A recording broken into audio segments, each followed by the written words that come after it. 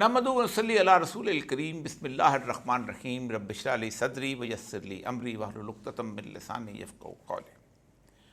معزز خواتین و حضرات، آج پاکستان کے اندر ایک بہت بڑے مقدمے کی گونج سنائی دے رہی ہے اور اس کے تحت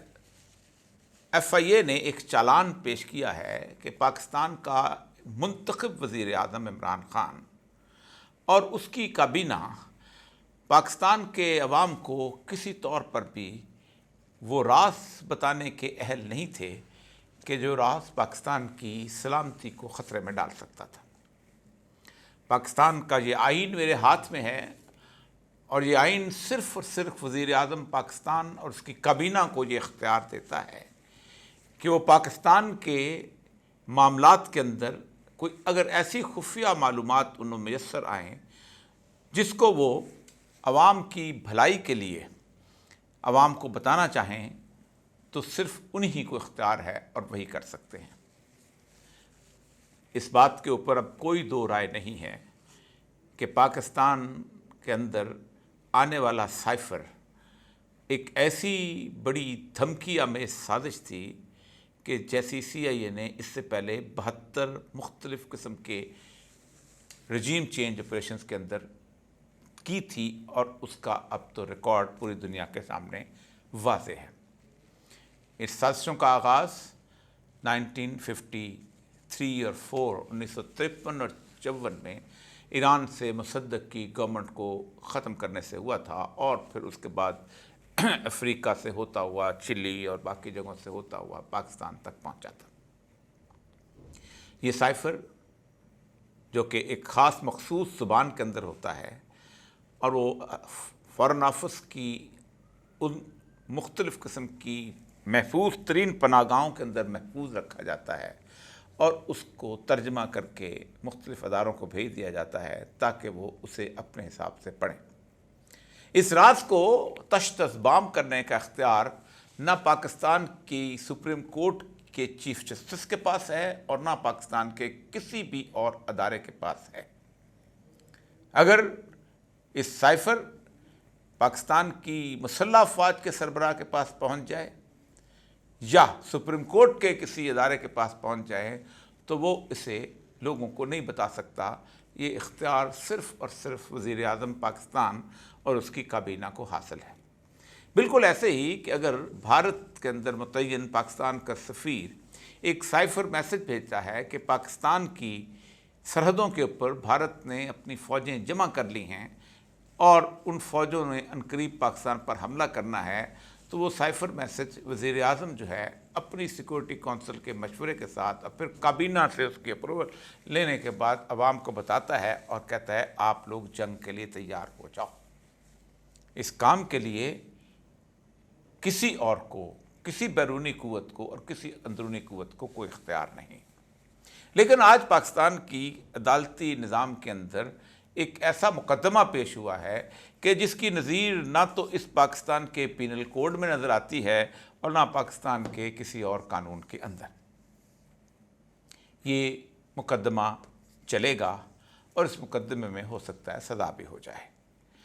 لیکن اس مقدمہ پاکستان کی ایک تاریخ مرتب کرنے والا ہے اور اس تاریخ کے مرتب کرنے میں اہم ترین کردار پاکستان کی سول بیوروکریسی کا ہے۔ آج سے تقریباً 10 سال قبل 2013 میں سپریم کورٹ کے دروازے پر ایک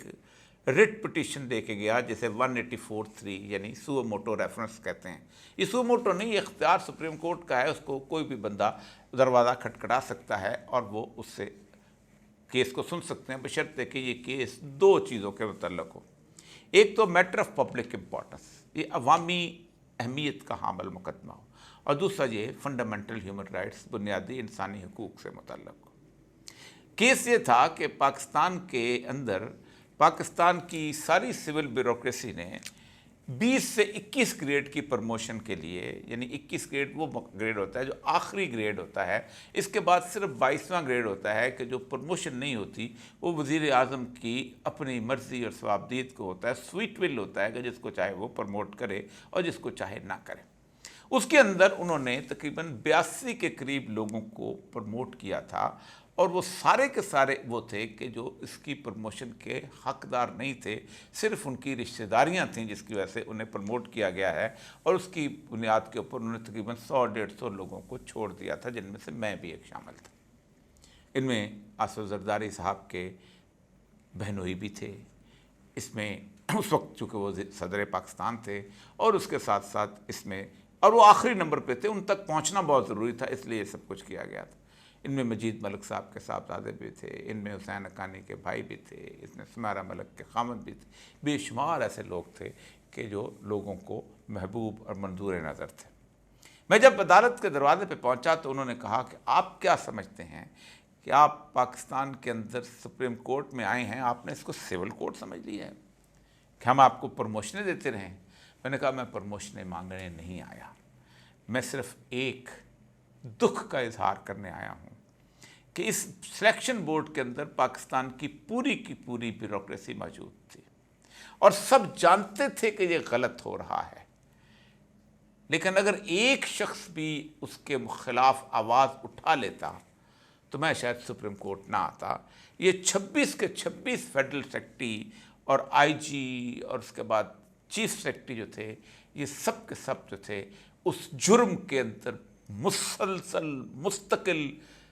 ایک ساتھ شریک ہوئے ہیں، اور مجھے پاکستان کی بیوروکریسی سے امید ختم ہو گئی ہے، اور میں سمجھتا ہوں کہ اگر ایسا چلتا رہا تو یہ پاکستان جو ہے تباہی کے دہانے پہ کھڑا ہو جائے گا۔ 3 لوگ تھے جنہوں نے وہ میرا مقدمہ سنا، جسٹس افتخار چودھری، جسٹس عظمت سعید اور جسٹس اعجاز چودھری، اور انہوں نے فیصلہ کیا کہ یہ سب کے سب جو پرموٹ لوگ ہوئے ہیں یہ غلط ہوئے ہیں، ان کو واپس کر دیا جائے، اور ساتھ ہی انہوں نے کچھ اصول طے کیے تاکہ سیاسی طور پر نہ پروموشن ہو سکے اور سیاسی طور پر نہ کسی کو پوسٹنگ مل سکے۔ اس کے ساتھ ہی ایک اور کیس بھی تھا انیتا تراب کا، جس میں انہوں نے کہا تھا کہ اگر کوئی آدمی آپ پر سیاسی دباؤ کے تحت کوئی غلط کام کرانا چاہے یا کوئی اور کسی دباؤ سے غلط کام کرانا چاہے تو فوراً عدالت میں رجوع کریں، ہم آپ کی داد رسی کریں گے۔ یہ دونوں کیس جو ہیں یہ 2013 کی بات ہے۔ میرا کیس کا نمبر 22/2013 ہے، 184(3) کے تحت آپ نکال کے اس 50 صفحے کی ججمنٹ کو پڑھ سکتے ہیں۔ لیکن 2013 کے بعد پاکستان کی بیوروکریسی ہو اور پاکستان کی سیاسی ایلیٹ ہو، صرف وہ 22 لوگ پروموشن سے کچھ دیر کے لیے رہے، پھر دوبارہ ہو گئے واپس اسی طرح، لیکن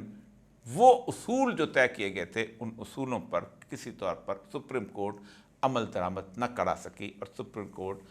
آج تک 10 سال گزرنے کے بعد ایک دفعہ بھی سوال نہیں کر سکی کہ ہم نے جو فیصلہ کیا تھا کیا تم اس کے مطابق عمل درآمد کرتے ہو یا نہیں۔ وہی صورتحال آج اس سائفر کے کیس میں مجھے نظر آئی ہے کہ ایف آئی اے کی پوری تفتیشی ٹیم سے لے کے کیبنٹ سیکریٹریٹ سے لے کے پولیس کے تمام افسران سے لے کے کوئی ایک شخص پورے پاکستان میں مجھے ایسا نظر نہیں آتا کہ جو کھڑا ہو کے کہے کہ یہ آپ غلط کر رہے ہو۔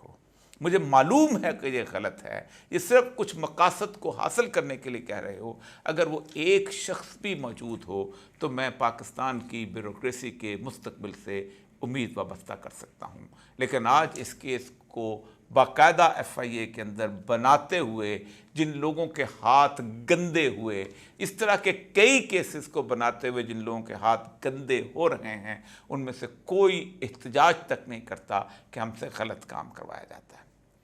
کسی ملک کے مستقبل کو تاریک کرنے اور تباہ و برباد کرنے کے لیے اس سے بدترین مقام اور اس سے بدترین صورتحال نہیں ہوتی۔ میں آج جب یہ گفتگو کرنے کے لیے سوچ رہا تھا تو میرے سامنے 2-3 چیزیں تھیں کہ پاکستان کس سے امیدیں وابستہ کرے، کون ہے جو پاکستان کو ٹھیک کر سکتا ہے، اور کون سا راستہ ہے جس کے ذریعے پاکستان بہتر ہو سکتا ہے۔ پاکستان کے اندر اس وقت 3 بڑے ادارے ہیں جن سے آپ امید وابستہ کرتے ہیں۔ ایک پاکستان کی سپریم کورٹ، دوسرا پاکستان کی انتظامیہ سول بیوروکریسی، اور اس کے اوپر تیسرا پاکستان کے سیاستدان، اور چوتھا ادارہ بھی آپ پاکستان کی فوج لگا لیں اگر وہ پاکستان کے اندر مارشل لا لگا کے اوپر آ جاتی ہے۔ पाकिस्तान की सिविल ब्यूरोक्रेसी का हाल मैंने आपके सामने रख दिया कि जिन पूरे के पूरे तकरीबन 4-5 लाख अफराद के अंदर एक भी बाज़मीर आदमी ऐसा ना हो जो आवाज़ बुलंद कर सके कि तुम गलत कर रहे हो, और वो जानता भी हो कि ये गलत कर रहे हैं, तो उससे उम्मीद वाबस्ता करना अबस है। पाकिस्तान की फ़ौज को मार्शल लॉ लगाने की अब वो हाजत उस तरह रह नहीं गई, क्योंकि अब आलमी सतह पर उसको इस्तकबाल नहीं मिलेगा, और जो पाकिस्तान के हालात हैं उसमें पाकिस्तान की फ़ौज जो है वो मार्शल लॉ लगाने की अहल नहीं। हाँ, अलबत्ता वो पीछे बैठकर तनाबें ज़रूर खींच सकती है, और वो तनाबें खींचने का अमल अब पाकिस्तान के एक एक बच्चे को अंदाज़ा है और उसका इल्म है। पाकिस्तान की सियासी एलीट की कारकर्दगी लोगों के सामने है, और पाकिस्तान की सियासी एलीट हर दफ़ा जब भी किसी तौर पर कोई भी एक्शन लेना चाहती है तो उस पर ऐसे ही केस बनते हैं कि जैसे हम अब बने हैं। जुल्फ़िकार अली भुट्टो के ऊपर जो केस बना था, ठीक है वो कत्ल हुआ था, लेकिन उस कॉन्स्पिरेसी को बहुत लंबा खींच के फांसी के दरवाजे तक पहुँचाया गया। नवाज शरीफ पर जो केस बना था वो हाईजैकिंग का था, और हाईजैकिंग जो है वो उस वक़्त होती है कि जब आदमी वहाँ पर जहाज़ के अंदर हो, जबकि वो ज़मीन पर बैठा हुआ था, लेकिन वो केस बना और पाकिस्तान की पूरी इंतज़ामिया ने वो केस बनाया, और उस केस का सबसे अजीबोगरीब पहलू था कि अदालत ने उसे सज़ा भी दी, और यही सज़ा जो थी ये जुल्फ़िकार अली भुट्टो को भी दी गई थी, जिस पर नसीम हसन शाह ने कहा था, हमने कहा था कुछ कंप्रोमाइज़ कर लो, हम उसको फांसी की बजाय उम्र कैद कर देते हैं, लेकिन उसके वकील जो थे वो मुकम्मल आज़ादी का परवाना चाहते थे। जबकि साइफ़र का तीसरा केस बिल्कुल वैसी ही सूरत हाल पर अदालत के दरवाजे के ऊपर पहुँच चुका है। तो क्या हम अदालत से तवक्को रखेंगे कि अदालत ऐसा काम कर सकती है? जस्टिस फ़ायद ईसा का मुकदमा पाकिस्तान के लिए जो इस वक्त धरना केस है, वो बहुत पुरुमीदों की सूरत हाल के अंदर लोग समझते थे कि शायद उससे कुछ नतीजा निकल सके, लेकिन मैं पहले कहता था कि ये एक ऐसा गोलमोल मुकदमा है कि जिस गोलमोल मुकदमे के कोई नताइज नहीं निकलेंगे। ये वो मुकदमा है जिसे वेग मुकदमा कहा जा सकता है, जिसमें नाराबाजी की गई है कि फ़ौज जो है सियासत में हिस्सा ना ले, एजेंसियां आगे ना बढ़ें, और उसमें भी मामला ये है कि पाकिस्तान में किसी ऐसे शख्स को उस धरने के दौरान उस मुकदमे में ज़िम्मेदार ही नहीं ठहराया गया कि जो उसके दस्तखत करने वाला था। मसलन वज़ीर आज़म पाकिस्तान शाहिद खान अब्बासी, वज़ीर दाखिला जो थे वो हसन इकबाल, DGISI नवीद मुख्तार, उसके साथ साथ फिर कमर जावेद बाजवा साहब और बहुत सारे लोग। लेकिन चलो उसको छोड़ दें इस बहस को कि कौन इसमें शामिल था और कौन इसमें शामिल नहीं था, लेकिन बुनियादी वजह ये थी और बुनियादी बात ये थी कि इस सारी बातों का बड़ी आसानी से जवाब दिया जा सकता है कि आर्टिकल 245 के तहत फ़ौज in aid of the civil power आ सकती है, तो क्या ISI फ़ौज का हिस्सा नहीं है? तो बड़े आराम से वो फ़िक्रा बोल देंगे, काजी फ़ायद ईसा साहब हम तो सिविलियन गवर्नमेंट की मदद करने के लिए आए थे, तो क्या वो सिविलियन गवर्नमेंट के सख्त का दस्तखत है? नहीं।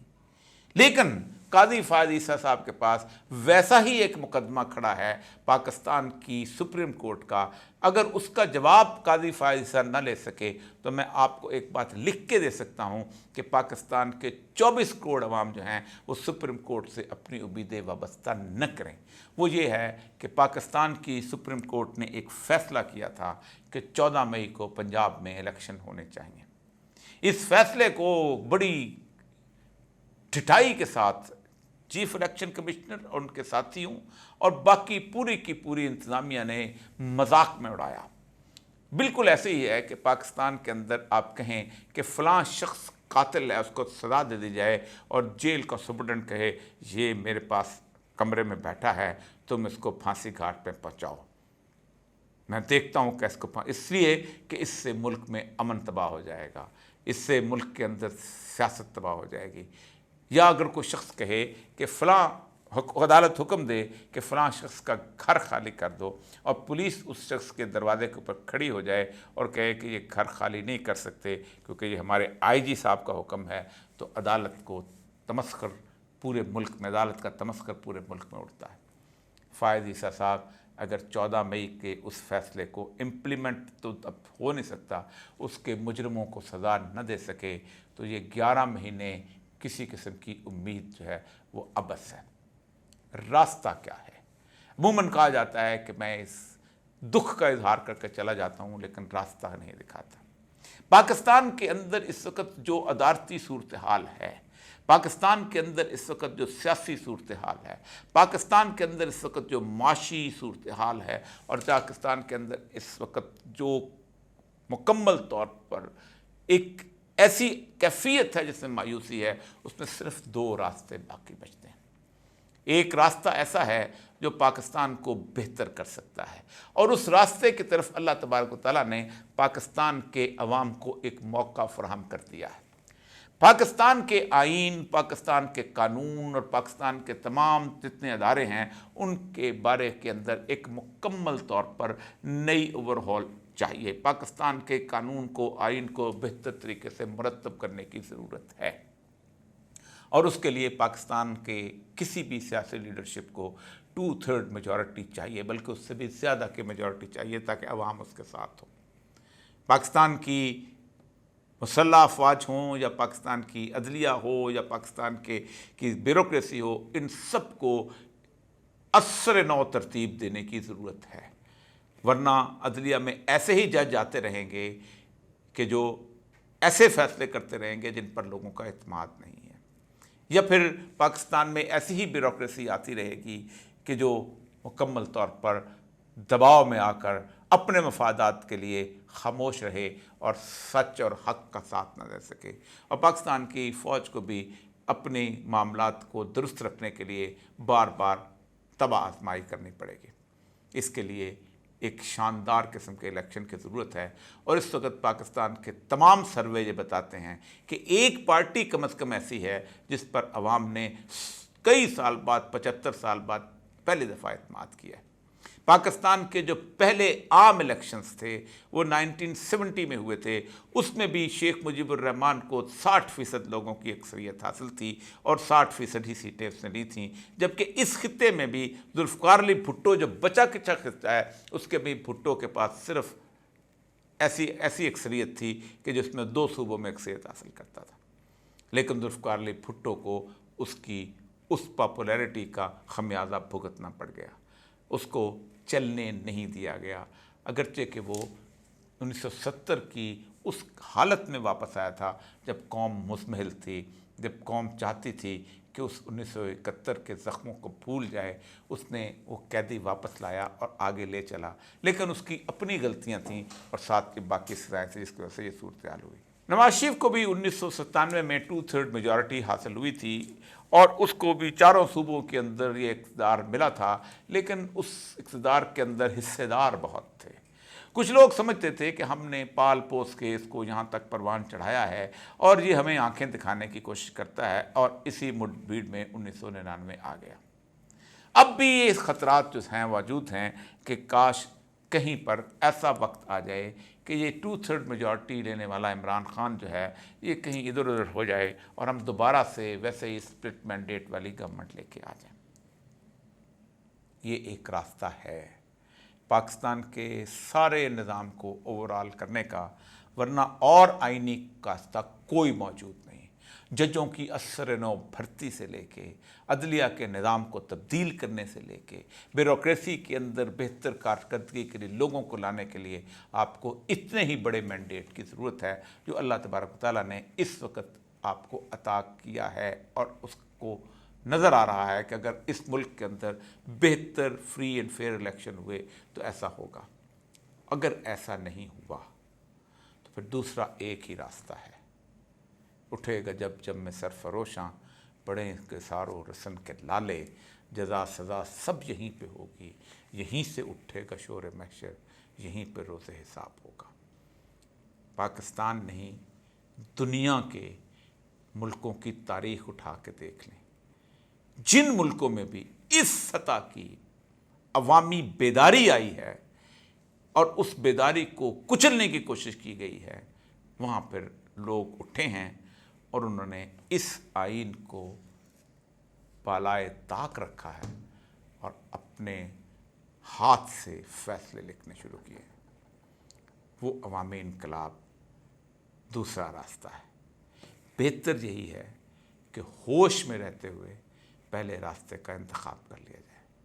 وآخر دعوانا الحمدللہ رب العالمین۔